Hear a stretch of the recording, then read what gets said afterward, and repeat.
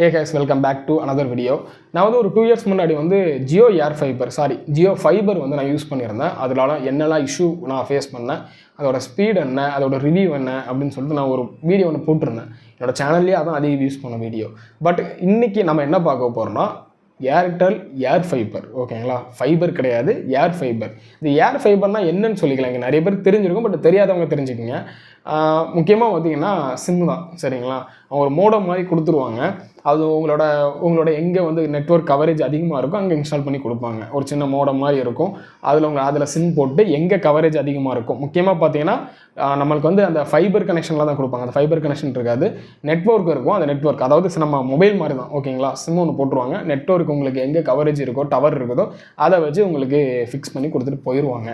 சரி, இதில் பாசிட்டிவ் என்ன அப்படின்னு கேட்டிங்கன்னா ஒன்றுமே இல்லை. அதான் இப்போது நான் வாங்கி இன்ஸ்டால் பண்ணேங்க. சரிங்களா, நான் வந்து யூஸ் பண்ணி 1 year ஆகுது. இந்த ஏர்டெல் ஃபைபர் வந்து யூஸ் பண்ணி.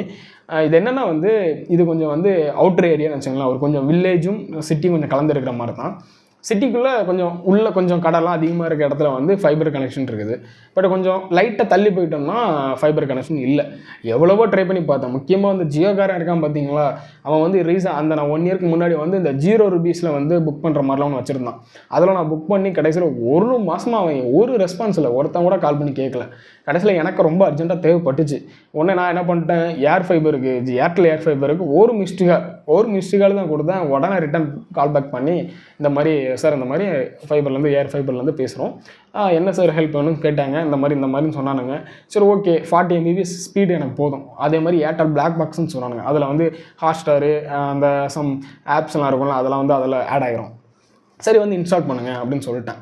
40 MB ஸ்பீடு, 831 ரூபா வந்து கரெக்டான இது வித் ஜிஎஸ்டியோட பில்லு மந்த்லி.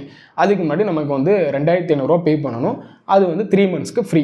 ஓகேங்களா, 2500 நம்ம பே பண்ணிட்டோன்னா 3 monthsக்கு வந்து கழிச்சு தான் நம்ம வந்து பில் பே பண்ணுற மாதிரி இருக்கும். மேபி இப்போ சேஞ்சஸ் ஆகிருக்கலாம், பட் அதுக்கு முன்னாடி இப்படி தான் இருந்துச்சு. நானும் வர சொல்லிட்டேன். நான் கால் பண்ணி கேட்கும்போது என்ன சொன்னேன்னா, எனக்கு நெக்ஸ்ட் டேவே நீங்கள் வந்து இன்ஸ்டால் பண்ணணும், அப்படின்னா மட்டும் நீங்கள் எடுத்துக்கங்க.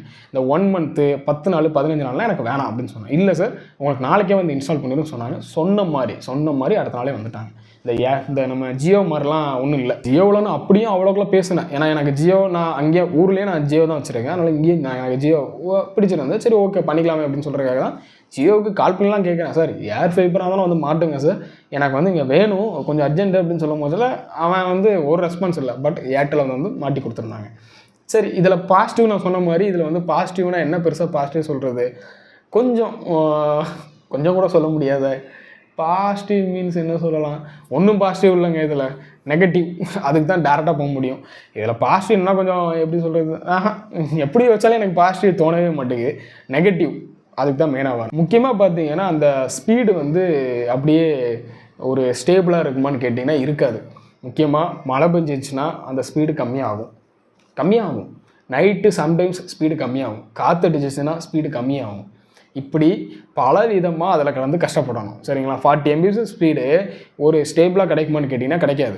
அதுக்கு மேலே என்ன கிடைக்கும்னா 20 MBps 10 MBPsன்னு சொல்லிட்டு கிடைக்கும். சரி, ஓகே, டிவியில் நம்ம கனெக்ட் பண்ணி இருக்கும் பட்சத்தில் அது எப்படி ஒர்க் ஆகும்னு கேட்டிங்கன்னா சூப்பராக ஒர்க் ஆகும்.